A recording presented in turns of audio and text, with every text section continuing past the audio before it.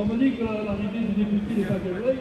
Mais par contre, je crois qu'il y a 2-3 maires, M. Jean-Pasquier, Mme Vignon qui va être par là aussi. M. Pistini qui devait être là, mais comme il avait une grosse journée à Lunel aujourd'hui à Bellevans, il est peut-être pas arrivé. Je vous demanderai de venir avec nous sur le podium, s'il vous plaît.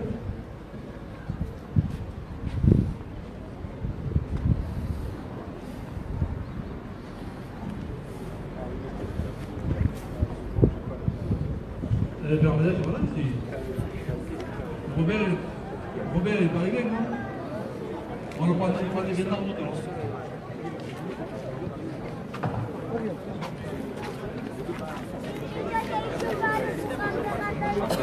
Ça dit? Bien sûr, nous jouons à l'île de chevaux, il est peut-être là. Non. Non, c'est une journée de chaque année, il faut des journées à des conventales au mois de mai.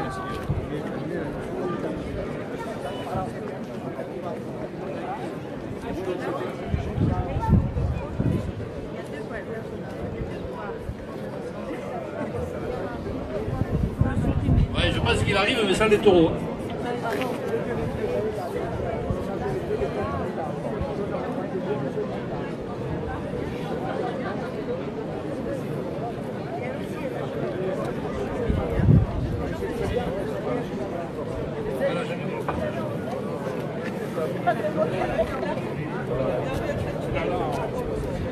Sur la route.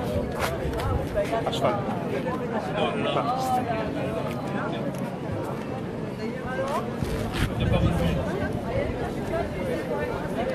Ah, mais il y a pour aller aussi. Mais ici, alors, Virginie, viens.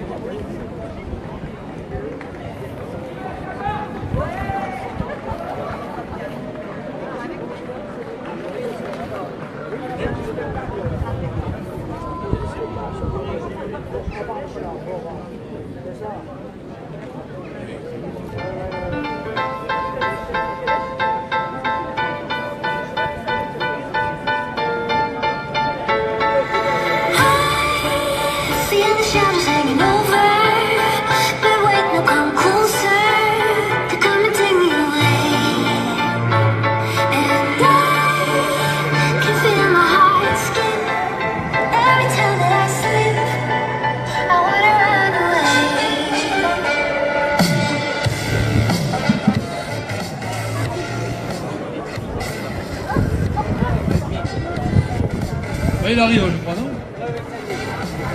Elle est accompagnée de deux excellents manadiers de la région.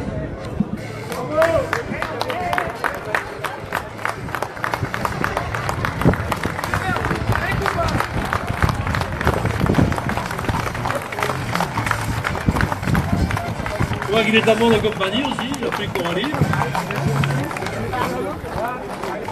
Messieurs les manadiers, messieurs les gardiens, bravo, merci. Merci pour le spectacle que vous avez donné tout à l'heure, en plus. D'être venu ici, ça prouve bien encore que vous êtes très attachés à cette tradition, comme nous tous d'ailleurs, je pense que dans le secteur, c'est quelque chose qui nous tient beaucoup à cœur.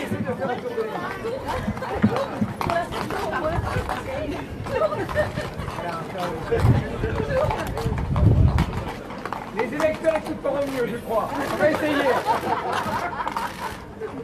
Bon, on peut remercier Coralie qui était souvent montée à cheval quand même. Bravo. C'est la première fois avec la montée à cheval. Et je vous ai présenté Virginie. Elle est où, Virginie? Elle est là, elle est là. Virginie, c'est une cavalière. Allez Virginie.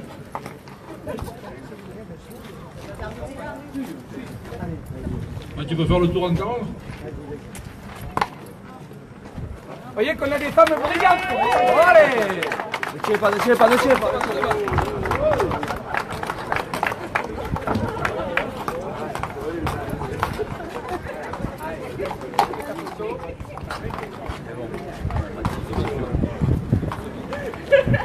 Il faut avouer quand même que c'est original de le voir arriver à cheval. Hein. S'il arrivait pareil à l'Assemblée, ça serait super.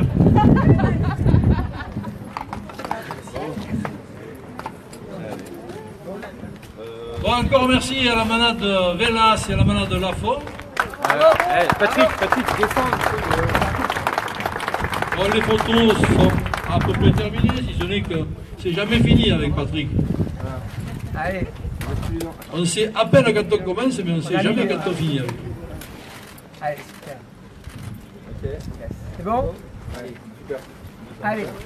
Tu pars avec Virginie? Tu pars à Paris ou quoi? Ça va? Les gardiens qui avaient regardé ça.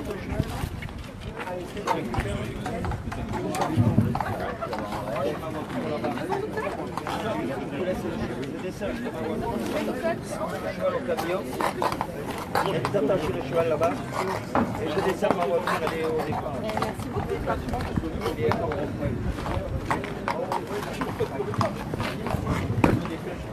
Bon, merci messieurs. Merci Jeannot. Je sais qu'on me reverra tout à l'heure pour l'apéritif.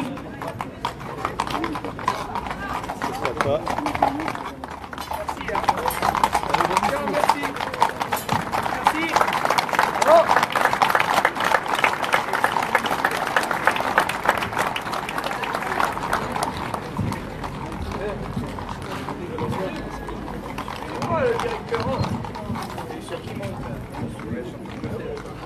Allez mesdames, là, venez nous rejoindre après ces émotions.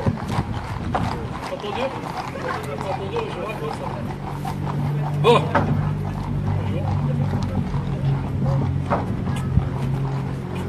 Ça va. Bon, mais si vous voulez, on va commencer avec un quart d'heure de retard, mais c'est le quart d'heure à Saint-Just-3. Donc, premièrement, merci à tous et à toutes d'être venus à ce rassemblement sur Saint-Just. J'ai le plaisir de vous accueillir devant les locaux de la Cofridoc. Vous savez que la coopérative fruitière, depuis une éternité, puisque ça fait 60 ans maintenant qu'elle est créée, elle travaille surtout avec une activité européenne. C'est un partenaire important au niveau de la collectivité. Elle a subventionné Quito de Pavan, que vous avez tous peut-être suivi dans la course du Vendée Globe, avec malheureusement un accident qui a fait beaucoup parler et qui, bon, je pense qu'il repartira parce que sur le coup il n'était pas trop d'accord pour repartir, mais ça c'était le jour même. C'est comme nous quand on perd, quand on voit certains résultats des élections, on est découragé le jour même. Heureusement qu'on reprend le moral le lendemain parce que sinon il y a longtemps qu'on aurait tout abandonné.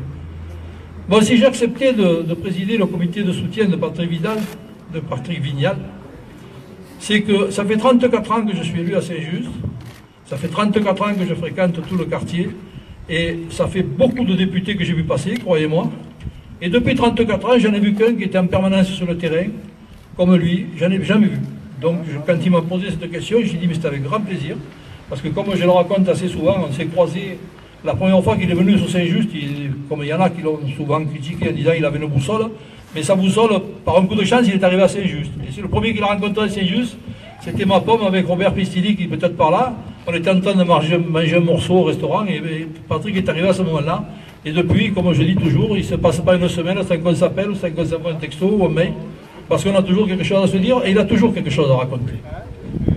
Donc ça, c'est sûr que j'ai accepté avec grande joie d'ailleurs. Bon, sa volonté de réussir n'est jamais prise à défaut, vous le savez. Bien plus qu'un ambassadeur de notre territoire à Paris, Patrick s'est transformé en un véritable guide de la Camargue. Ça aussi, ce que je vous disais tout à l'heure, il ne savait pas ce que c'était une vache et un taureau. Et maintenant, il ne laisse pas... Ah non, mais... C'est difficile pour qu'il le sache. Par contre, le jour où il a mis le derrière sur un cheval camarguais, depuis il en descend presque plus, donc vous l'avez encore vu tout à l'heure. Bon, c'est vrai que c'est un véritable ambassadeur de la Camargue. Il a ramené ici Carole Delga, qui, vous le savez, est venue à Saint-Just en tant que secrétaire d'État. Elle est partie avec une caisse de pommes, ça lui a valu d'être présidente de la région, avec grand plaisir. Bernard Cazeneuve était déjà ministre, mais il n'est pas venu à Saint-Just, il est resté que sur Lunel. Nous avons reçu aussi Myriam El Khomri, qui était à Lunel. Najat Vallaud-Belkacem est venue à la manade chez Jean Lafont pour le Parlement des enfants. Tous ministres qui ont fait le déplacement de Paris pour sillonner notre magnifique pays. Et que dire de celui qui est venu ici comme ministre de l'économie, qui est venu échanger ici à Saint-Just avec le monde de l'entreprise sur le CIS, qui est devenu depuis président de la République. Et ça a été un peu la même chose. C'était une terre porte-bonheur. Donc je pense que Patrick a choisi sa terre porte-bonheur pour qu'il soit encore député la prochaine fois, mais enfin on en parlera plus tard. Donc c'est vrai qu'Emmanuel Macron, quand il est venu, il n'était même pas candidat, puisque c'était l'année dernière au mois de mai. Et quand il est venu, je lui ai offert une caisse de pommes en lui disant je te souhaite d'être bientôt président de la République. Il m'a rigolé en me disant mais ne dis pas ça parce que tu vas me faire allumer, j'ai encore rien dit à personne, je ne sais même pas si je serai candidat. Et puis finalement, il nous a envoyé un texto nous remerciant parce que les pommes lui ont porté bonheur.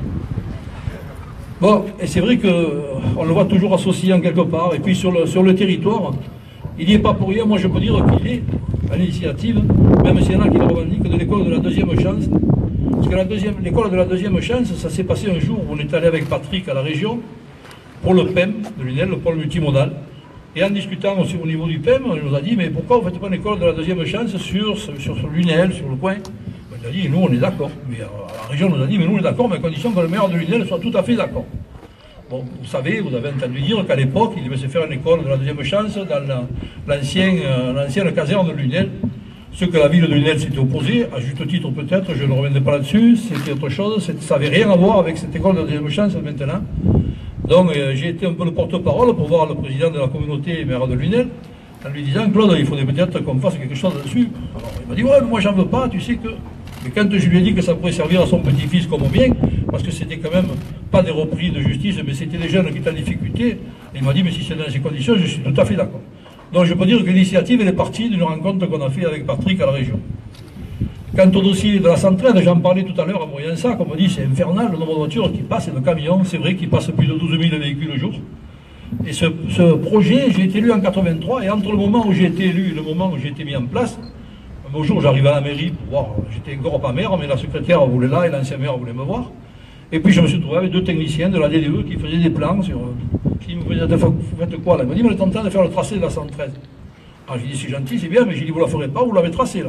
Il me dit, pourquoi? Ben j'ai dit, c'est déjà construit. Il y avait déjà quelques temps qu'ils n'étaient pas allés sur le terrain parce qu'il y avait un lotissement qui était fait à la place où on devait passer la 113. Donc c'est pas d'aujourd'hui que ça sort. Mais depuis, l'argent a été débloqué, soi-disant. Mais il est parti parce que un ancien président de région l'avait récupéré pour Montpellier et la 113 était tombée à l'eau. Et heureusement que Patrick était là. La première chose, quand il est arrivé en tant que député, il m'a demandé, il m'a dit, qu'est-ce que tu crois qu'il ferait du bien sur le secteur de l'UNEL? Ben, j'ai dit, je pense que la 113 est une des priorités. Parce que bon, on le voit ici, on le voit à l'UNEL, on voit l'UNEL-Vielle, on voit les problèmes que l'UNEL-Vielle, avec les traversées, ça devient impossible à rouler. Bon, après, il a eu le Parlement des enfants. Le Parlement des enfants a démarré, entre Saint-Just, Saint-Nazaire, Massière, l'UNEL, a démarré sur le secteur, et puis on est arrivé au plan 1000 gamins dans les arènes de Moguio. On est monté à Paris, nous, avec 2 écoles de Saint-Just, Saint-Nazaire, Massière, et ça a été vraiment une journée excellente, les gamins s'en rappellent encore. D'ailleurs, je pense qu'il y a un député junior qui était par là, où il est. Ah, il est là-bas, mais monte avec nous, Yannis. Bon, le pôle multimodal, je vous en parlais tout à l'heure, bien sûr, le pôle multimodal, il n'y est pas pour rien. Quand on a parlé du pôle multimodal, à la communauté, on m'a chargé du dossier. Honnêtement, je ne suis pas un grand fanat de la SNCF, mais quand on est arrivé là, je suis allé voir la région m'a dit, il faut savoir qu'il y aura un qui sera financé par la région, il y aura ou le pôle de Sète ou le pôle de l'UNEL. Il faut accélérer sur un ou sur l'autre, le premier qui arrivera à la région sera financé. Donc on a foncé, on a vu territoire 34, le département a travaillé pas mal dessus, on est parti avec Patrick à la région, déposer le dossier, il manquait 2 ou 3 bricoles, on est revenu, et finalement quand on s'est trouvé à la région tous les deux avec Patrick, le premier qu'on a rencontré c'était le député de Sète qui nous a dit, ben nous on n'a encore pas commencé sur le dossier, vous êtes les premiers, bravo, et c'est pour ça que le pôle de l'UNEL est actuellement financé à 100%, si ce n'est les problèmes qui sont en train de se régler d'ailleurs avec la SNCF. Après, je ne veux pas oublier non plus l'implantation de l'IRM à l'UNEL, parce que sans une intervention à Paris au ministère de la Santé, peut-être qu'on n'aurait pas l'UNEL, et je pense que pour toute la région du pays de l'UNEL, c'est une excellente chose. Bon, rassembleur, il a démontré en utilisant toutes ses forces vives pour la bovine. Il a réenclenché le dossier d'inscription à l'UNESCO de la course camarguaise. Comme je vous disais tout à l'heure, bon, quand vous voyez que quelqu'un de Montpellier, des HLM de Montpellier, avait s'occuper de la bovine, alors qu'il ne savait pas ce que c'était un taureau de vache, je trouve que c'était une excellente. Les dernières nouvelles, il vous le dira, je ne veux pas tout élever parce que je le sais, parce que je reçois tous les jours, il ne faut pas dire 3 fois par jour. Bon, par contre, je resterai plus discret sur les interventions qu'on a pu monter à Paris, comme je vous disais pour la 113, il a fallu qu'on monte à Paris, on avait pris des rendez-vous au ministère. Alors, quand c'est comme ça, lui, évidemment, bien placé, il faisait le gentil, moi je faisais le méchant, là-bas, en disant que j'allais couper les arbres, que on allait faire un peu de tout. Et finalement, il est arrivé que le dossier est ressorti et on a pu le mettre en route. Bon, vous et moi, devons nous mobiliser pour que les idées qui deviennent des projets et que tout notre territoire continue à offrir à chacun de nos concitoyens une digne vie. Puisque je pense que c'est important pour nos jeunes surtout. Nos jeunes ont besoin de retrouver leur confiance, de retrouver la confiance qu'avaient leurs parents à l'époque, que nous avons un peu perdu, mais encore on est là pour essayer de les enraciner. Vous et moi, durant les 4 semaines qui nous séparent du 11 juin, tout pour convaincre et bien faire pour l'élection de Patrick Vignal. Je compte sur vous et sur votre engagement, et encore merci.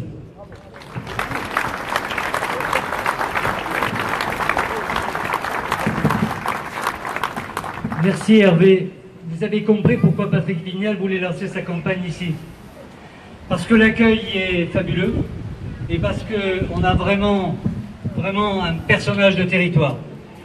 Avant de dégrainer quelques souvenirs avec Patrick Vignal, je voudrais d'abord remercier tous les élus, maires qui ont accepté. Voilà, Robert, on est là. Alors, je voudrais qu'on remercie Bernadette Vignon, maire de Marcillargues, Jean Charpentier, maire de Lunel-Vienne, Robert Pistilli, maire de la grande commune qui un jour avalera Saint-Just, Saint-Nazaire.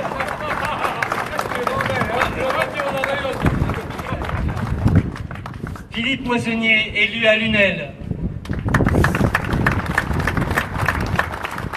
Coralie Dubost, qui est la représentante du mouvement En Marche dans l'Hérault.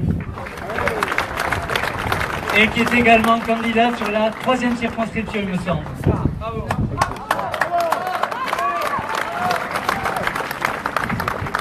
Je voudrais aussi saluer une petite du Parlement des enfants. Voilà, ça c'est l'avenir. Et entre autres, une des raisons qui fait que nombreux d'entre nous sont autour de Patrick Vignal, c'est qu'effectivement la citoyenneté, il n'en parle pas, il la fait vivre. Je vous remercie.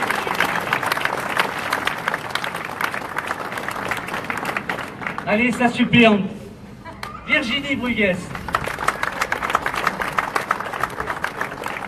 Il y a des éléments que je voudrais souligner de Virginie, ce n'est pas sa féminité, sa beauté, sa classe, mais c'est surtout que c'est quelqu'un...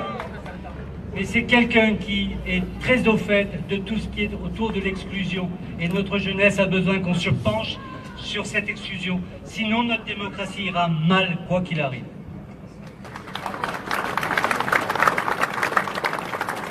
Patrick Vignal, je vais vous le présenter en 2 mots. J'ai eu la malchance d'avoir un ami commun. Hein? Oui, c'est à vous, je vous regarde. Oui. Patrick Vignal, je disais, j'ai eu la malchance d'avoir un ami commun. Il m'a embauché alors qu'il partait sur une expérience Téléthon. On pensait que ça allait être tranquille. Et puis on a fini par faire 25 000 tours du stade Philippides, pour ceux qui connaissent Montpellier. 25 000 tours, oui, parce que c'était 25 000 parce que c'était le 25e anniversaire du Téléthon. Et on a ramené des enseignants, on a ramené des élèves, on a ramené des parachutistes. Non, moi je commande, Hervé, tu as bien vu. Patrick Vignal, c'est aussi, et je vous parlais tout à l'heure de citoyenneté, je veux vous parler de démocratie. Beaucoup trop en parlent, peu la font vivre. Patrick Vignal, c'est celui qui a osé le printemps de la démocratie à Montpellier. Nous avons rencontré plus de 10 000 personnes au pied des tours, dans les escaliers, sur la place où il a osé monter un chapiteau. Il a fait sortir les services publics de la ville de Montpellier, les a amenés sur le terrain. C'est pour moi cela la démocratie. C'est une des raisons supplémentaires qui me fait que nous sommes nombreux autour de lui, citoyens, experts citoyens. Il aime bien nous dire de nous des experts citoyens. Mais nous sommes surtout des gens qui vivons pour la démocratie et nous avons un ténor de la démocratie, c'est Patrick Vignal. Patrick Vignal, c'est aussi la coopérative citoyen. Pendant que nombreux sont ceux qui s'enferment dans les bureaux pour penser la vie des gens, lui va sur le terrain. Et c'est la coopérative citoyen. Patrick, tu nous as fait confiance. Et je voulais t'en remercier. Parce que l'essentiel, c'est souvent la menacé, et souvent menacé par l'insignifiant. Tu es tout sauf l'insignifiant. C'est pas de moi, c'est de René Char.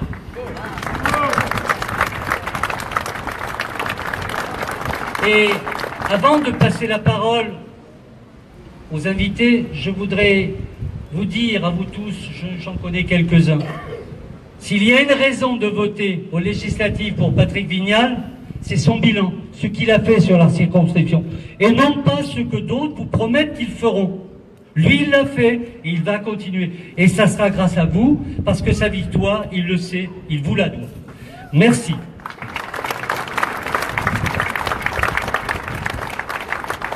Aujourd'hui, on va mettre à l'honneur un nouveau. Moi, c'est moi qui le mets à l'honneur aujourd'hui, c'est Yanis, député junior. Patrick, lui, lorsqu'il l'a rencontré pour la première fois en 2012, parce qu'il aime aussi bousculer, il se fait un plaisir à bousculer et à nous bousculer. Il a dit, eh bien non, tu ne seras pas député un an, tu seras député tout le long de mon mandat. Yanis a accepté et il va vous raconter ce parcours avec Patrick Vignal.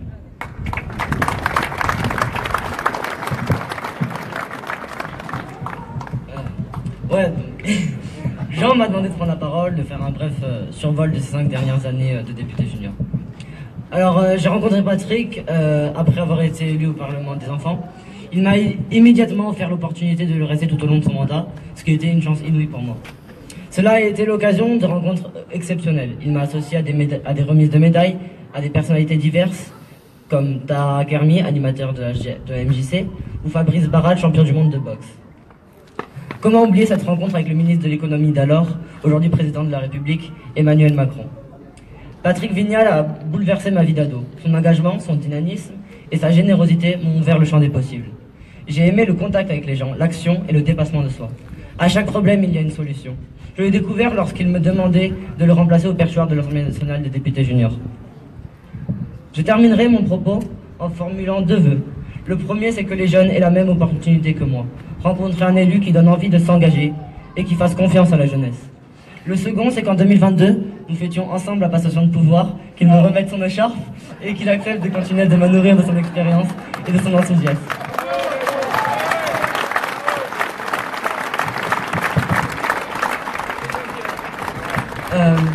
Pour finir, si vous me le permettez ce soir, je voulais avoir une pensée pour mon ami Vicky qui va nous quitter dans les heures qui viennent. Je me souviendrai des fous rires que nous avons pu avoir. Je retiendrai d'elle sa joie de vivre et son courage. Merci. Merci Yanis. Bernadette Vignon, qui fait partie aussi de ces élus qui soutiennent Patrick depuis le début, qui n'a pas attendu qu'il réalise, elle a cru en lui. Bernadette Vignon, maire de Marcillat.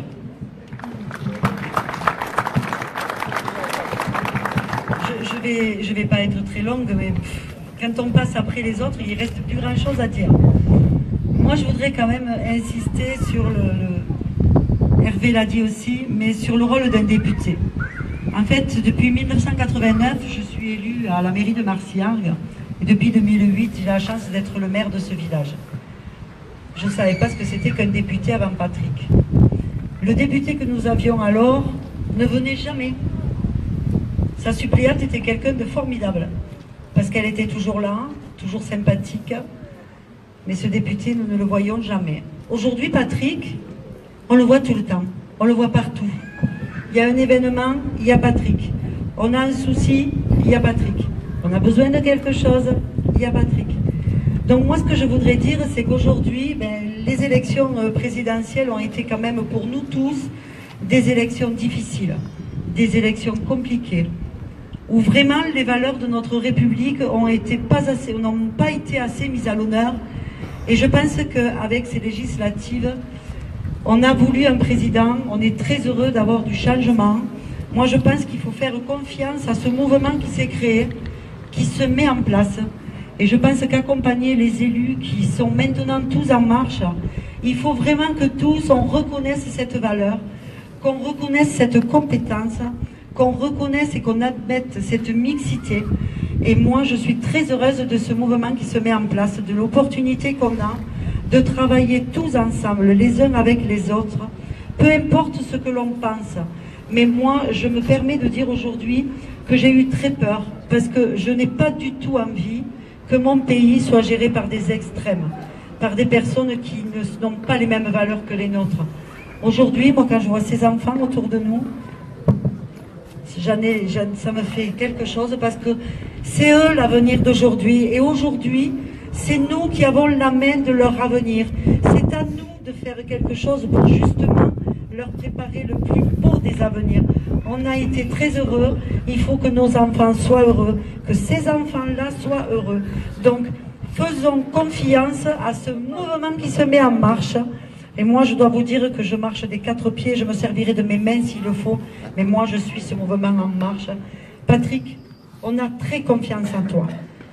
On sait combien tu es dynamique, que tu saches pas ce qu'est une vache ou un taureau.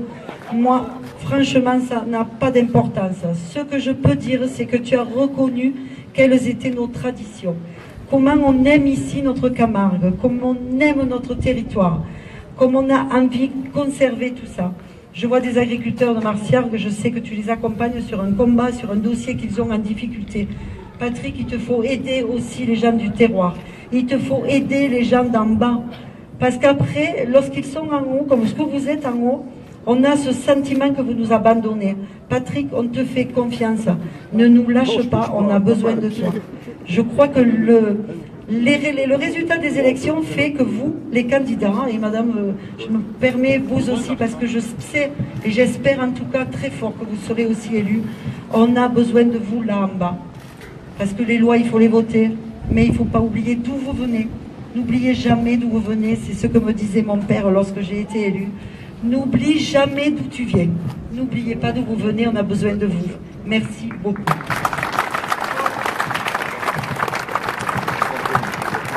Bien. Avant de passer la parole au candidat et à sa suppléante, Georges, je crois que tu voulais faire un cadeau.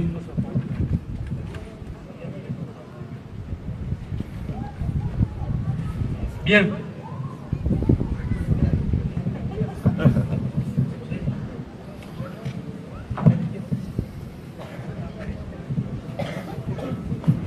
Je ne vais pas leur tailler un costume, je vais leur offrir un t-shirt. C'est pas le prix des costumes quand même. Est-ce qu'il y a la taille pour Hervé?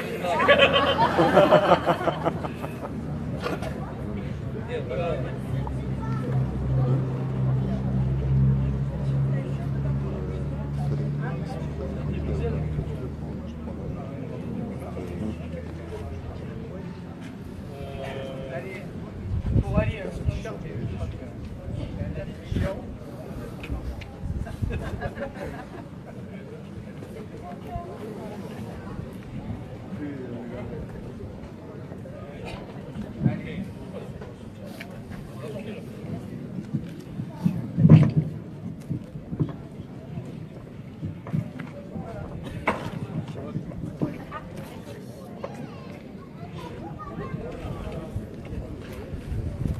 Bien, pendant qu'ils s'habillent, vous avez remarqué, ils ne disent rien, c'est gratuit, alors ils prennent. Hein. Gwendoline a réfléchi et s'est dit, oui, moi j'ai envie de dire encore quelques mots pour Patrick Vignal qu'elle a rencontré il y a combien de 3 ans maintenant 3 ans. Eh bien écoute, voilà, on te passe la parole. Bonjour à tous. Moi je voudrais dire que je remercie beaucoup Patrick Vignal de nous avoir aidés, moi, ma maman et ma petite sœur, parce que quand j'avais perdu mon papa, ma maman elle était pas très bien et il nous a beaucoup aidés à trouver un nouvel appartement et de nouvelles choses et je le remercie beaucoup.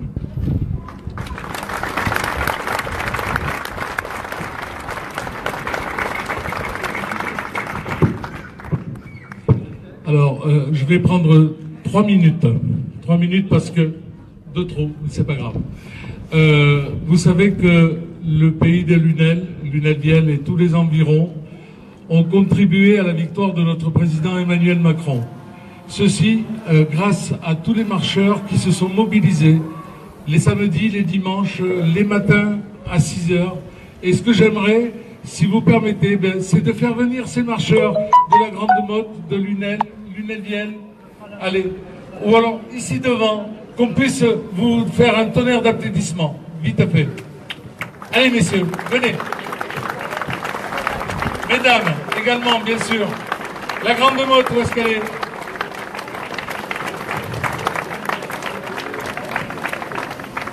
Il y en a d'autres, ils n'osent pas. Hein. Bien, donc on va continuer. Et avant de donner la parole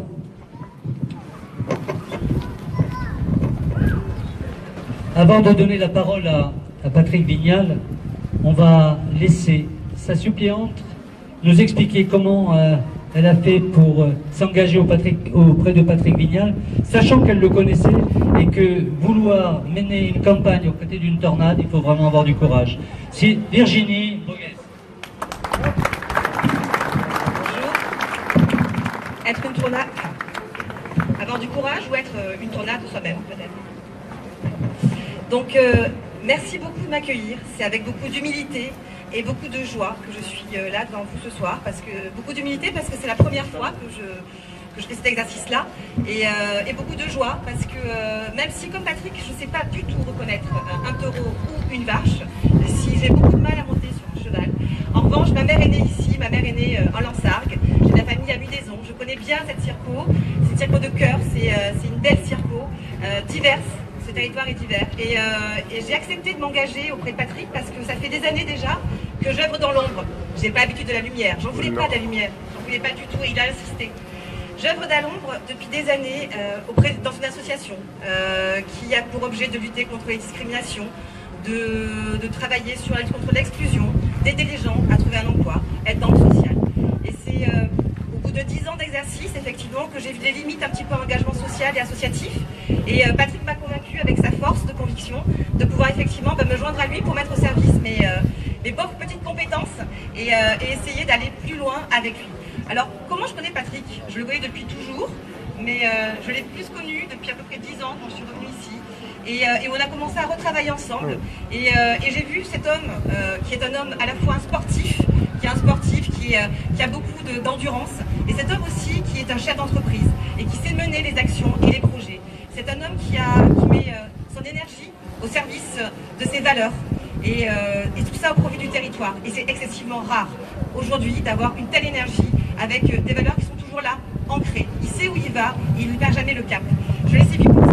Je l'ai suivi aussi grâce à son bilan. Son bilan est magnifique. Quand on regarde tout ce qu'il a fait au niveau du travail parlementaire, tous les dossiers qu'il a remontés, ce qu'il a fait ici, faire justement mettre en place cette école du numérique, de la deuxième chance, le Parlement des enfants. C'est un magnifique bilan et j'ai envie de le poursuivre avec lui. J'ai envie aujourd'hui de l'aider à décliner un projet encore plus axé effectivement sur la jeunesse, sur l'emploi et sur le territoire, et également sur la co-construction. On est en marche aussi parce qu'on est dans cette mouvance de co-construction. Le laboratoire qu'il veut créer sera un laboratoire de construction. Donc voilà, et pour finir, pour conclure, Patrick dit souvent que seul on va vite, mais ensemble on va plus loin. Eh bien moi j'ai envie de m'engager avec lui, pour qu'ensemble on aille plus loin, tous ensemble plus fort et plus haut. Voilà, merci beaucoup.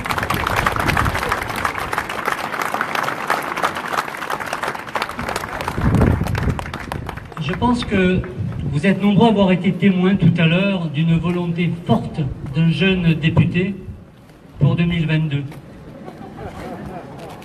Nous en avons pris acte. Patrick a été pendant 5 ans l'ambassadeur de ce territoire. Nous devons, nous, aujourd'hui, pour son dernier mandat, si j'en crois les augures de Yanis, nous devons tous être ses ambassadeurs sur tout le territoire pour convaincre ceux qui encore hésitent. Et pour cela, Patrick va vous livrer quelques arguments pour convaincre. Merci Patrick.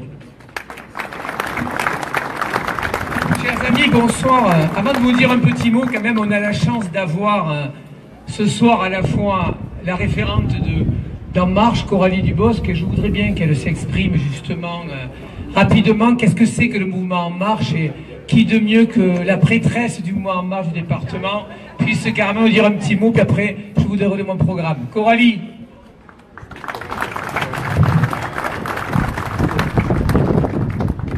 Bonsoir à toutes et tous.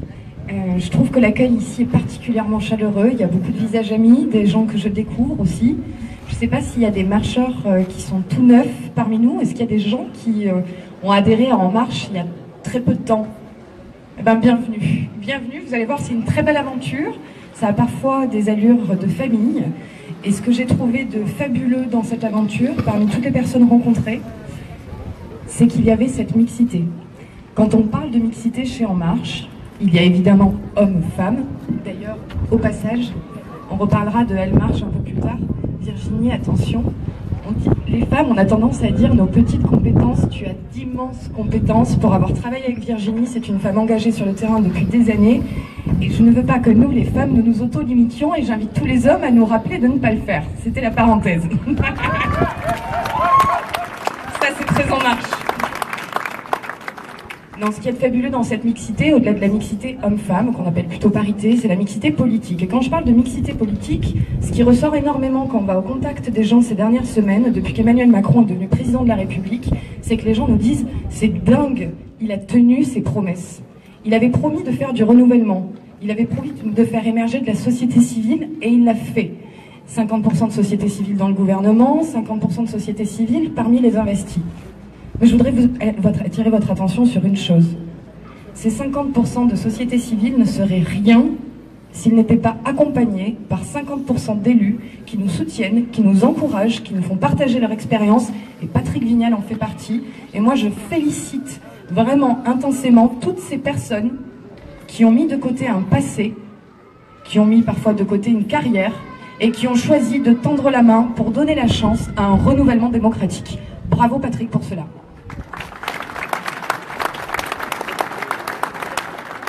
En tant que référente sur l'année et la campagne présidentielle, je peux vous dire que ce territoire, ça a été un territoire particulièrement dynamique. Vous avez eu énormément de réunions de comité, vous avez fait remonter beaucoup de propositions intéressantes au national qui ont fait partie du plan de transformation qu'a porté ensuite Emmanuel Macron. Et je ne doute pas qu'avec Patrick Vignal, vous pourrez continuer sur cette lancée. Donc moi, je suis là pour le soutenir parce que je crois en sa démarche, je crois en sa capacité de fédérer, de rassembler et d'amener la démocratie toujours plus loin. Bravo Patrick et bonne campagne.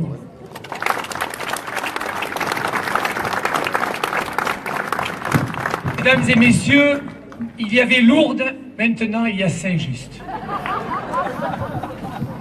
D'abord, à Saint-Just, il y a Nounours. J'espère que Georges Gérondaras a prévu une bonne taille, parce qu'on mange bien à Saint-Just. Pour mon ami Hervé, je voudrais remercier Jean Charpentier, le maire de Lunel-Viel, Robert Pistilly, le maire de Saint-Nazaire, Bernadette, le maire de Marcillard, conseiller départemental. Je voudrais remercier aussi Fabrice Fenoy. J'ai vu beaucoup d'élus, excusez-moi si je vous oublie. Philippe Moissonnier, élu à Lunel. Cécile Macaigne. Ce soir, vous êtes à peu près 500 inscrits pour nous suivre. Alors, pourquoi vous nous suivriez? Pour quel objectif? Pour quel intérêt? Pour plein de raisons. La première raison, c'est vrai, Hervé l'a dit, quand je suis arrivé à Saint-Just, et je ne sais toujours pas la différence d'une vache et d'un taureau, mais j'apprends tous les soirs, j'ai découvert une autre façon de vivre. Moi qui suis un enfant de quartier, je suis un fils d'HLM, je suis né dans une cité. J'ai démarré avec un CAP de vente et j'ai fini prof à la fac. Une de mes plus grandes fiertés, pas forcément d'être enseignant, de me dire que pour moi, ça a marché. Pour moi, l'ascenseur social a fonctionné il y a des années et j'aimerais qu'il continue à fonctionner. Et donc, c'est vrai qu'à Saint-Just, on a mené Caro Delga, puisqu'on a fait une étude sur le CICE.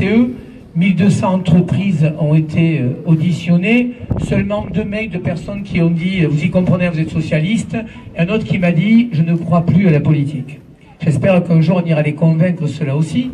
Et donc Carole Delga est venue, quelques temps après, avec un sac de pommes, elle est devenue présidente de la région. Après est passé chez nous un pêcheur d'anguilles qui maintenant est connu mondialement, je crois qu'il s'appelle le prénom qu'il y a sur les t-shirts, Emmanuel Macron, et Macron le soir m'a dit oh, tu as vraiment des amis sur ce territoire. Et c'est vrai donc Hervé, on va débaptiser la ville de Saint-Just, on va l'appeler Saint-Just de Lourdes, parce que vraiment tu fais des miracles. Alors, est-ce que tu feras des miracles pour nous, avec Virginie, je ne sais pas. En tout cas, je voudrais vous remercier à tous. Vous savez, quand on est élu, surtout quand on est député, on fait des lois. Mais si on fait des lois bêtement dans des ministères, et si ce sont des énards qui vous expliquent comment marche la loi, pour moi, ça ne me convient pas. Je me suis engagé en politique, moi, grâce à un grand homme qui s'appelait Georges Frêche. Il disait ce qu'il pensait, et il avait très envie de bousculer la table, des fois même au sein de sa propre famille. Et je crois que c'est ça d'être un homme libre. Je suis un homme de gauche, je le revendique, mais je suis libre et indépendant. Et donc, cette circonscription était très compliquée. Très compliquée parce que, rappelez-vous, chers amis, vous savez, quand je suis monté à Lunel au bout de 2 ans, on me disait à Lunel, il faudra que tu descendes avec une escorte, parce que Lunel est dangereux. Moi, je vous fais le pari que c'est plus compliqué le soir sur la Comédie à 23 h que dans les rues de Lunel. Et c'est vrai qu'on a passé des heures très difficiles à Lunel, et je voudrais remercier tous les élus, qu'ils soient conseillers départementaux, conseillers régionaux. On n'est pas tous de la même famille, mais on a vite compris qu'on devait travailler ensemble. Certes, c'est pas facile, parce que chacun a sa chapelle. Et je crois que, Coralie, tu l'as dit, ce mouvement En Marche a expliqué que ça suffisait. Ne dépensons pas doublement ce que l'on peut plus se payer. Si on a la chance d'être élu, c'est parce que vous le voulez, c'est parce que vous votez pour nous, et c'est parce que vous nous donnez des moyens, qu'ils soient financiers ou un nombre de collaborateurs. Et c'est vrai que le pari d'Emmanuel Macron, très franchement, personne n'y croyait. À ce soir, il y a eu 10 parlementaires qui ont soutenu, parrainé et suivi le mouvement En Marche, et 7 sénateurs. Comme je n'ai pas la langue de bois, mais j'ai envie de parler positif. Moi, les casseroles, la cuisine interne des partis, c'est plus mon souci. Vous me payez grassement tous les mois pour que je sois à votre disposition. Donc moi, ce que j'ai envie, c'est de continuer encore ce que l'on a fait. On a fait des choses, mais c'est pas encore suffisant. Quand on a une menace 6 sur le terrorisme, quand on a 6 millions de chômeurs, quand on a 12 millions de personnes à moins de 900 €, quand on a des gens qui à la retraite vont au resto du cœur pour manger, ça ne peut pas me satisfaire. Et donc, chers amis, on m'avait dit dans mon parti, c'est pas grave si tu ne soutiens pas Benoît Hamon, tu peux soutenir Emmanuel Macron, mais pas le parrainer. Moi, j'ai décidé de le parrainer parce que j'estime qu'à un moment donné, il faut savoir où on est. Cela dit, chers amis d'En Marche, puisque je suis votre famille aussi, puisqu'on est tous En Marche, et il n'y a plus de scission entre les marcheurs, les gens du PS, les gens du... Il y a des gens qui veulent changer la société. Et donc, si vous voulez, ce ne sont pas les partis qui sont, parce que Emmanuel Macron fera un parti. On sera obligé rien que pour récupérer des financements. Ce sont les femmes et les hommes usés. Les gens usés qui toute leur vie ont tripatouillé. Ceux qui n'ont jamais eu de métier et qui remplissaient le frigo avec la politique. Et quand vous remplissez votre frigo avec la politique, vous n'êtes plus un homme libre ou une femme libre. Vous êtes un godillot qui lève la main quand votre parti vous le dit. Donc vraiment, je voudrais saluer En Marche. Alors, qu'est-ce qu'on a fait ? Vous savez, quand on est arrivé à Lunel, un gars qui s'appelait Barral, c'est pas Claude Barral, c'est un garçon sympathique de Moguio. J'avais aimé ce qu'il avait dit. Vignal, il lui faudrait un GPS pour se déplacer dans la Circo. Je le remercie, mon ami Barral de Moguio, parce que c'est vrai. Quand je venais tout seul au début, certains se rappellent en plus, comme j'aime les difficultés, je suis allé faire un peu de ski avec ma femme. Et comme je suis un homme pressé, je devais avoir 2 téléphones à l'oreille, les bâtons d'un côté. Une petite gamine est arrivée, un chasse-neige m'a enlevé un ski. Je suis descendu, puis je me suis retrouvé avec un okuri à Shibarai. Et je me suis retrouvé à Moutier, et on m'a posé une prothèse de hanche. Et on m'avait dit en 2012, surtout, 60 jours allongés. C'était un vendredi, je suis rentré à la maison, je me suis dit, bon, c'est foutu pour toi. Donc j'ai pleuré, ça m'arrive souvent de pleurer.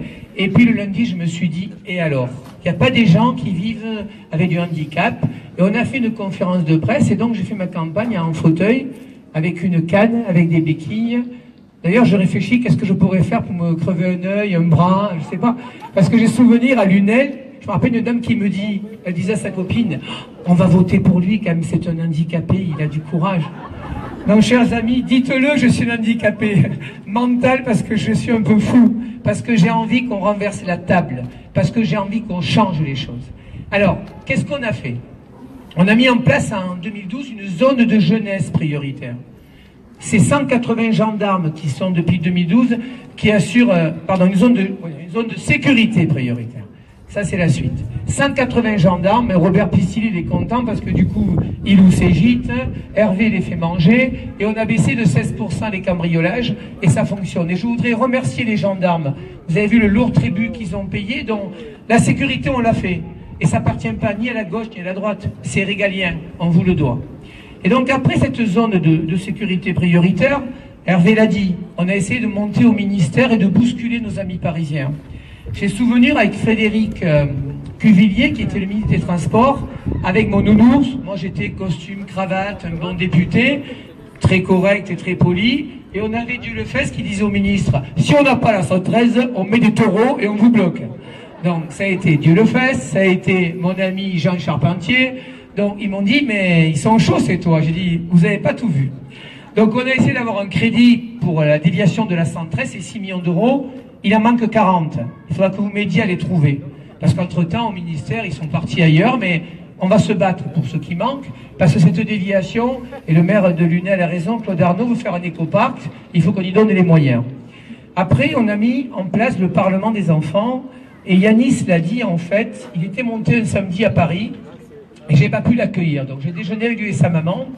Et c'est vrai qu'il a passé des périodes difficiles. Il a eu à 10 ans une grosse opération. Et donc moi je me suis dit, c'est pas possible. Et donc j'ai proposé à Yannick qu'il soit le député junior pendant 5 ans de la Circo. On y a acheté une écharpe et il m'a accompagné. Et je peux vous dire, chers amis, je sais pas si on sera réélu, Virginie, mais on va trembler parce que il a de l'avenir, il veut déjà nous mettre dehors. Tu as raison Yanis, il faut de l'ambition. Et donc on s'est dit avec Jean et les experts, le rectorat m'a dit, il y a un problème. Chaque année, il y a un gamin qui est nommé au sort, débrouillez-vous. Alors la première année, on est allé à une école à Montpellier, je salue la directrice qui est là, on a pris 60 enfants de Montpellier, puis je me suis dit, et si ces gamins de Montpellier qui vont au musée Fabre, qui prennent le tramway, et qui ne savent pas ce que c'est un taureau, un cheval, un peu le rural, et donc je me suis retrouvé un jour avec Robert Pistilli, j'ai proposé de jumeler nos enfants de Montpellier et ceux de Saint-Nazaire, si mes souvenirs sont bons, il y avait 24 enfants. Et puis un matin, Nounours m'appelle, parce que c'est le style, à 8 h du matin, il me dit, viens vite, il y a le feu à l'école. Je prends mon scooter, j'arrive à l'école de Saint-Just, des enseignants, des parents d'élèves, vont debout, en disant, on veut un enseignant supplémentaire. Et c'est vrai que moi j'aime bien la foule, et j'aime discuter et échanger. Donc j'ai dit aux enseignants, et je salue Frédéric Vincent, que j'ai vu par là, et là, qui est le porte-parole, et il était remonté d'ailleurs. Je me suis dit, ça me plaît ça va être chaud. À midi, j'ai appelé Madame Fillot, qui était la directrice académique, j'ai dit, écoutez, entre midi et 2, je viens vous voir, je voulais vous faire des propositions. J'ai débarqué donc dans son bureau, et j'ai dit, écoutez, Madame Fillot, moi je ne vais pas faire comme certains, écrire à un ministre un courrier qui ne sert à rien. Moi je veux faire un dossier. Le maire de Saint-Just a investi dans une classe supplémentaire, les effectifs sont en dessus de 30, qu'est-ce qu'on peut faire? J'ai dit, accordez-moi un rendez-vous avec les parents d'élèves, les enseignants et le maire de Saint-Just. Le maire de Saint-Just nous a refait le coup du taureau à Madame Fillot, une petite dame qui a dit, mais monsieur le maire, je n'ai pas peur de vous. Et c'était donc 19 h, et à 23 h, on a eu un texto, comme quoi, effectivement, on avait été intelligent, on n'avait pas fait de la politique politicienne, on avait expliqué les enjeux de l'ouverture de cette classe. Et donc, le lendemain, on s'est retrouvés les parents d'élèves autour d'un café, et j'ai eu le malheur de dire, vous savez, j'ai envie que la démocratie soit ouverte, et j'aimerais, je mets en place le Parlement avec des gamins de Saint-Nazaire et ceux de Montpellier. Et donc j'ai dit aux enseignants de Saint-Just, si 80 enfants de plus veulent venir, et donc on s'est retrouvé avec 180 gamins qui ont fait des projets de loi et qui sont montés à Paris, qui ont été reçus par la vice-présidente de l'Assemblée nationale, Laurence Dumont. Et je peux vous dire, chers amis, les projets de loi, Philippe, mon assistant avec Fabien pourrait vous le dire, la vice-présidente pensait que c'était nous qui les avions écrits. Et ça avait été les enseignants, ça avait été les parents de Saint-Just qui s'étaient réunis avec leurs gamins, qui avaient fait des projets de loi. Et donc quand je suis rentré, je me suis dit quand même, on ne pourrait pas faire mieux. Et donc l'année dernière, qu'est-ce qu'on a fait? On a pris carrément 1000 enfants, CM1, CM2. Et donc on leur a dit de travailler sur des projets de loi. À Montpellier, c'était l'intergénération. L'UNEL, c'était tout ce qui est UNESCO. Et le territoire du Pays de l'Or, c'était les agriculteurs, c'était les métiers de plagistes, c'était l'environnement. Et ils nous ont fait un travail extraordinaire. Et je peux vous dire qu'on a comptabilisé 8000 CM1, CM2. Donc l'année prochaine, Virginie, parce que tu auras cette charge-là, on aura juste qu'à, comme Gwendoline, avoir 8000 gamins, 8000 gamins de CM1, CM2. Demandez à Virginie le rôle d'un député. Gwendoline, elle sait ce que c'est. Donc ça, c'est cette partie démocratie. Ce dont je suis fier aussi, c'est l'appel à projet citoyen. C'était compliqué à un moment donné à l'UNEL. On avait une image au niveau parisien compliquée. Et moi, j'ai décidé qu'avec votre réserve parlementaire, vous savez que chaque député profite de 130 000 € pour donner à des associations. Et donc, avec la mairie de l'UNEL, avec les élus, avec Jean-Pierre Berthet, on a fait un jury. Et on a dit aux gens de l'UNEL, bougez-vous. J'ai imposé, parce que je suis élu, les thèmes République, famille, laïcité, jeunesse. Et on a dit aux gens de l'UNEL, faites-nous des projets. Plus de 50 projets pour 1 million d'euros. Ça veut dire qu'en fait, quand on fait confiance aux gens, quand on donne le pouvoir aux citoyens, ils vous le rendent. J'en ai pour preuve que moi, je voulais porter un projet avec le club de la presse et les journalistes. Nos gamins dans les collèges et les lycées, ils ont un problème avec la théorie du complot. Et mon dossier n'a pas été retenu, et dont les gens de la commission m'ont dit, mais monsieur le député, quand même, c'est vous qui avez été élu. Ils m'ont rendu la somme et on a rajouté ce projet. Donc vous voyez que vraiment, quand vous faites confiance aux gens, quand vous n'avez pas peur, que vous n'êtes pas tripatouillé à votre bureau en vous disant combien de voix je peux acheter, parce que moi, ce qui m'intéresse, c'est pas d'avoir un électeur, c'est de former un citoyen. Et donc cet appel à projet a fonctionné, et je propose donc à Emmanuel Macron, je lui ai envoyé, que la réserve parlementaire, il y ait 20% des projets qui puissent être financés. Et j'ai un exemple précis avec Fabrice Fenoy et Jean Charpentier, c'est l'incinérateur de Lunel-Viel.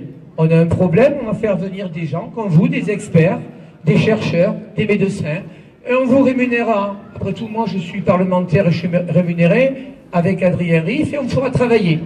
Et on amènera à l'État un projet qui sera fait non pas seulement par des énarques, on en a besoin parce qu'ils comprennent vite, mais par aussi des citoyens. Après, c'est vrai qu'on a mis en place avec les élus du territoire un IRM. On s'est battu. Le bassin d'IRM, c'est 200 000 habitants, puisque ça va jusqu'à Vauvert. On était en concurrence avec Montpellier. C'est vrai qu'on a été bon. C'est vrai qu'on s'est battu. C'est vrai qu'on est allé voir l'ARS. C'est vrai qu'on est monté à Paris, parce que c'est aussi le rôle du député. Alors, je pourrais égrener l'école du numérique, l'école de deuxième science, le pôle multimodal, mais surtout, j'ai envie de vous parler d'avenir. C'est bien la zone de sécurité prioritaire. C'est bien, chers amis. Il nous faut de la sécurité. Mais ce n'est pas suffisant. Un gendarme, un flic à chaque coin de rue, ça ne fait pas une société nouvelle. Ce qui fait une société nouvelle, c'est de redonner la confiance. Ce qui fait une société nouvelle, et François Mitterrand le disait, même si la jeunesse n'a pas toujours raison, ceux qui la frappent ont toujours tort. Et ce que l'on veut faire avec l'équipe, et avec Virginie, puisqu'elle vous l'a dit, elle a été timide, mais je peux vous dire qu'elle est très compétente.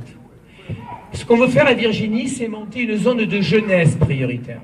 Ce qu'on a envie, et vous verrez, on vous invitera le 2 juin, Laurent Grand-Guillaume, qui est député de Besançon, qui ne roule pas son comptant, il a mis en place un procédé intéressant qui s'appelle Territoire Zéro Chômage. Et moi, ce que j'aimerais, dans notre circonscription, on a 6914 entreprises. Le monde de l'entreprise, il ne faut pas croire, il n'y a pas que des patrons voyous. Moi, j'ai la chance de diriger une entreprise avec 10 salariés. Je vois plein d'entrepreneurs là, je vois plein d'agriculteurs, plein de viticulteurs. Vous savez, mon professeur de judo me disait, ce qui est important dans la vie, c'est d'avoir de très bons collaborateurs. Parce que seul, on n'est rien. Et donc, je voudrais que nous fassions un club entreprise avec ces 6000 entreprises et qu'on s'engage tous, quand un jeune trouve un contrat d'alternance, qu'il puisse le faire. Parce qu'il n'y a rien de plus décevant quand le gamin il arrive et qu'il a fait ses études et qu'on lui dit il n'y a pas de possibilité. Donc on veut se battre avec Virginie sur l'alternance. Emmanuel Macron propose 15 milliards. Je compte sur mon nounours et mes collègues pour aller chercher des sous à Paris. On ira les chercher pour continuer à faire des formations qui sont en adéquation. On a envie aussi de réformer le RSI. Je fais partie de la commission. C'est pas normal qu'un commerçant, qu'un artisan qui toute sa vie a travaillé, souvent se retrouve sans revenu. Donc ça, c'est aussi une importance que veut porter Emmanuel Macron. On veut aussi baisser les charges. Ça ne veut pas dire que baisser les charges, on veut encourager le CAC 40. Il est certain qu'aujourd'hui, l'évasion fiscale, c'est entre 40 et 80 milliards. Le budget de l'éducation nationale. Donc, moi, j'ai très envie qu'on embauche des gens pour aller chercher les paradis fiscaux, parce que ça sera de la fiscalité en moins. Qu'est-ce que j'ai fait au niveau de Paris? 3 rapports. Un rapport sur les arts martiaux. Manuel Valls, le Premier ministre, m'avait donné ce rapport en me disant « Tu es prof de judo, tu n'acceptes pas qu'on frappe un homme au sol, donc tu audites, tu me rends une lettre en me disant « On ne valide pas et on ne met pas en place ». Et j'ai fait 170 heures d'audition avec un sénateur qui s'appelle Jacques Grosperrin, républicain. Et on s'est rendu compte, parce qu'on a fait des villes comme Bordeaux, Toulouse, Marseille, Paris, où des fois dans des caves, on voyait des gens pleins de drogue, avec des chiffons, de la cocaïne, pour ne pas sentir les coups et se frapper comme des animaux. Et donc j'ai obtenu, et je pense que la nouvelle ministre Laura Flessel sera d'accord, qu'on essaie de faire une éducation sur les arts martiaux. Parce que c'est pas possible d'avoir des gens violents. Et vous savez, les arts martiaux, on vous apprend une chose, votre ennemi c'est vous-même, c'est pas l'autre. Donc ce rapport a été mené à terme. Le deuxième, c'est sur les clubs de haut niveau, les sportifs de haut niveau et la transparence. Moi, je plaide pour que ce ne soit pas les collectivités qui payent les stades. C'est trop cher. Il y a autre chose à faire. École, solidarité, accompagnement du monde associatif. Et donc, on a fait voter une loi pour que le privé puisse construire des stades parce que le sport de haut niveau, et on le voit bien à Montpellier, puisqu'il y a 23 équipes de haut niveau, c'est important. D'abord pour la dynamique, c'est important pour la ville et c'est aussi important au niveau économique. Et le dernier rapport, c'est sur le monde associatif. Et je voudrais vous remercier parce que les gens que je vois là, vous avez quasiment tous été audités. En principe, quand on est parlementaire, on invite 3-4 présidents de fédérations nationales, vous mangez à l'Assemblée, ils viennent en costume cravate, ils vous donnent leur rendu, ça s'arrête là. Moi, j'ai voulu le faire autrement. On a audité 800 associations par ville chacune. On a fait remonter un livre blanc et on a obtenu un CICE du monde associatif, c'est-à-dire qu'il n'y a plus de charges sociales quand les associations embaucheront leurs salariés, et on a obtenu 200 millions d'euros de plus. Dans mon projet, je vais aller plus loin. J'estime que quand des gens s'investissent dans le monde associatif, on pourrait réfléchir à des bonus de points de retraite. La moyenne d'âge du monde associatif, c'est 65 ans, tant mieux. Il faut qu'on ait les cheveux blancs qui soient capables de faire la transmission auprès des jeunes. Mais on a très envie que les jeunes s'impliquent sur des thèmes précis. Femmes isolées, éducation, handicap, social. Et donc, je l'ai déjà écrit au président de la République, j'aimerais vraiment qu'on arrive à ce que on puisse bénéficier de points de retraite, parce que ça permettra aux gens de s'impliquer et d'avoir un retour sur investissement. Et enfin, je voudrais m'adresser aux agriculteurs, aux viticulteurs, aux horticulteurs, ces gens qui travaillent beaucoup. Il y a une loi littorale. Alors certains, surtout quelques concurrents, raconte que Patrick Vignal, il veut bétonner la Grande Motte. Moi, je ne veux pas bétonner la Grande Motte, je ne veux pas bétonner la plage. Moi, je voudrais qu'on laisse travailler les gens. Moi, je voudrais qu'on déverrouille la France. Si on reste sur des vieux schémas, sur des lois qui datent de l'Antiquité, comment voulez-vous qu'on soit en marche? Et donc, je le dis ce soir, je voudrais remercier la Chambre d'agriculture et Jérôme Despé. Ça fait 2 ans qu'on travaille sur ce dossier. Vous savez que vous accueillez des travailleurs qui viennent travailler sur saisonniers qui viennent sur vos exploitations. Et je voudrais remercier les agriculteurs. Et je vais vous dire pourquoi. Jusqu'à maintenant, quand on ne trouve pas de main-d'œuvre, on fait venir des gens qui sont équatoriens ou qui viennent de Barcelone.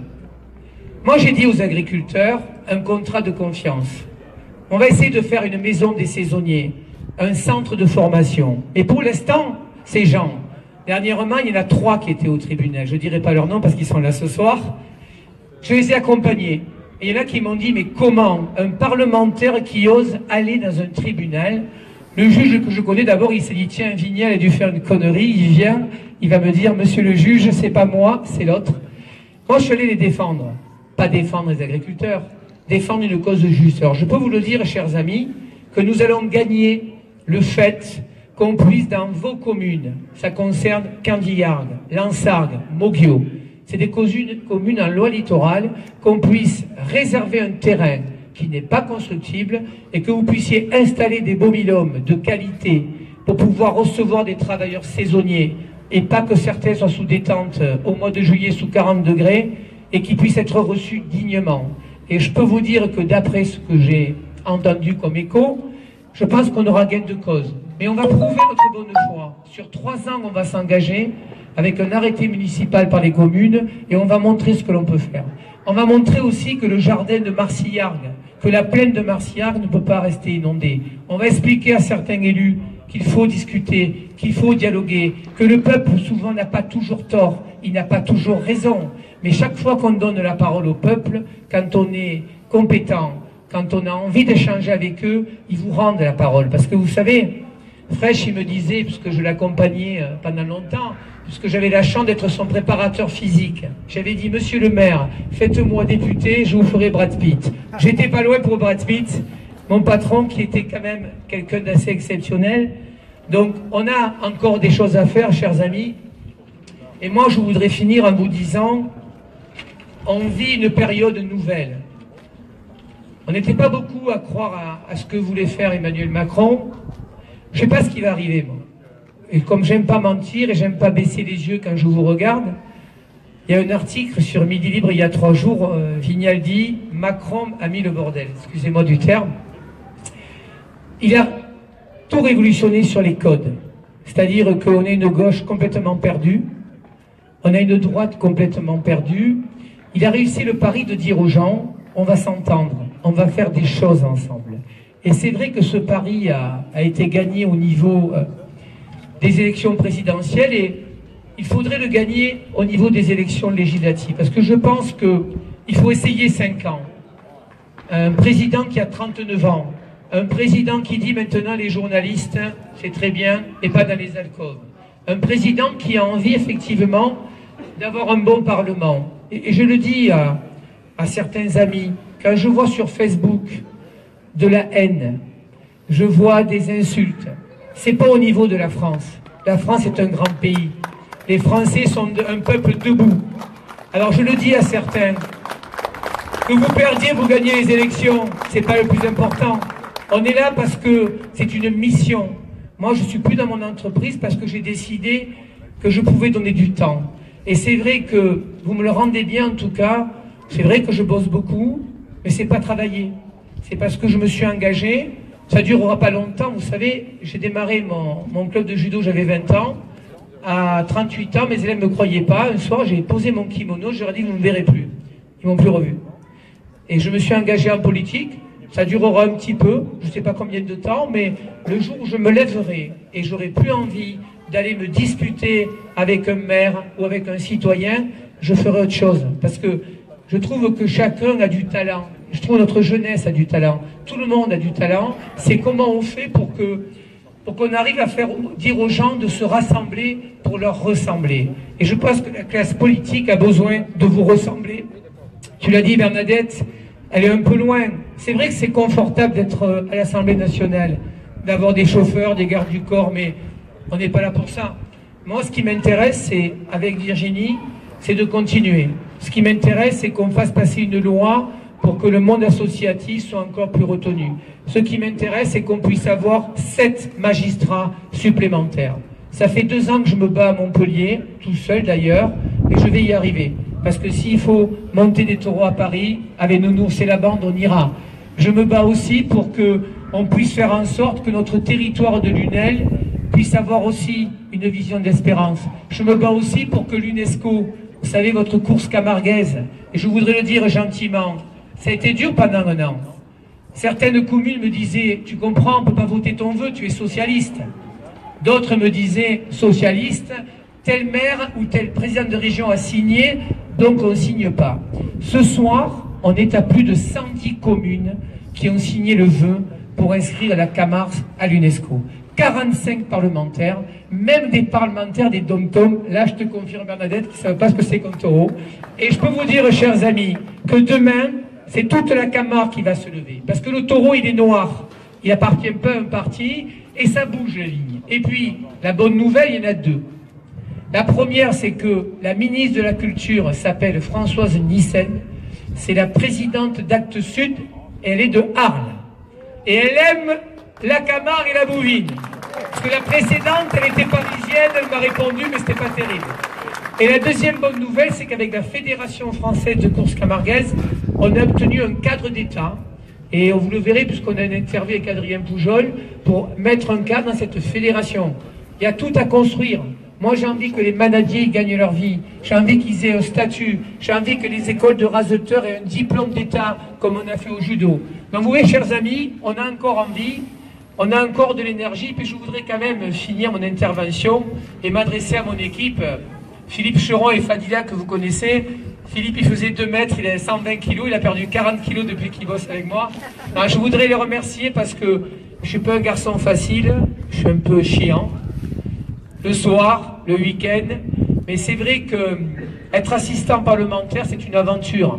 On ne fait pas ça toute sa vie parce que c'est vraiment usant, c'est quand même du stress. Vous savez, quand vous posez un amendement le vendredi à 11h, qu'on vous le retoque, qu'il faut le repasser le soir pour essayer de placer dans une niche, ça demande aux assistants de bosser. Donc, je voudrais vous remercier vraiment parce que vous avez fait un gros boulot, parce que c'est pas moi qui l'ai fait. Voilà, chers amis, et puis je me tourne vers Coralie. Oui, Coralie. Ah. Coralie, qui s'en va, qui va sur une manifestation, donc qui est candidate sur la 3e. Bonne chance. Coralie, tu as un cadeau et tu sais, c'est Lourdes ici. Viens 2 secondes, là, viens. Quand on est à Lourdes, il faut prendre, tu vas voir, viens 2 secondes. Bon, chers amis, en tout cas, moi, je ne vais pas vous dire votez pour nous. Je vais juste vous dire une chose, c'est que nous, on a envie de continuer. C'est que nous, on essaye, pas tous les jours, de non pas régler des comptes, mais résoudre des problèmes. En tout cas, merci à tous, et je pense qu'on va passer l'apéritif. Merci Patrick. Justement, Coralie doit partir en toute urgence, parce qu'elle a déjà demi-heure de retard. Mais je ne voudrais pas qu'elle quitte la terre de Saint-Just sans avoir le porte-bonheur de la commune, c'est-à-dire un plateau de pain. Bravo et merci. Et bien évidemment, moi je voudrais remercier aussi le président du rôle de l'UNEL qui est là, qui est adjoint à la ville hôtel et qui est venu nous soutenir, qui est venu soutenir Patrick, parce qu'ici le travail qu'il a fait pour le rôle aussi. Je le pense. Donc merci et encore bravo Jérôme. Et je vais évidemment finir la soirée sans te donner un cajot de pommes, mais c'est vrai que lui il en prend toute l'année des pommes à Saint-Just. Mais aujourd'hui j'en ai. Bien.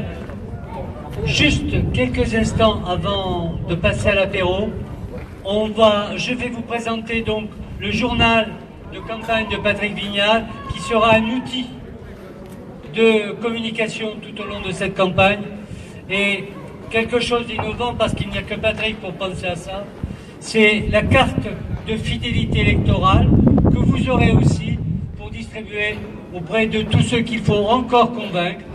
Rappelez-vous qu'en 2012, pour ceux qui étaient déjà dans le mouvement avec Patrick Vignal, des personnes venaient voter avec cette carte. Alors c'est vous dire si c'était déjà innovant. Ça remonte à 2012. Voilà, merci à tous et on est prêts pour l'apéro. On vous en remettra des exemplaires de journaux, Georges. On vous remettra des exemplaires de journaux et de cartes de fidélité pendant l'apéro. Merci.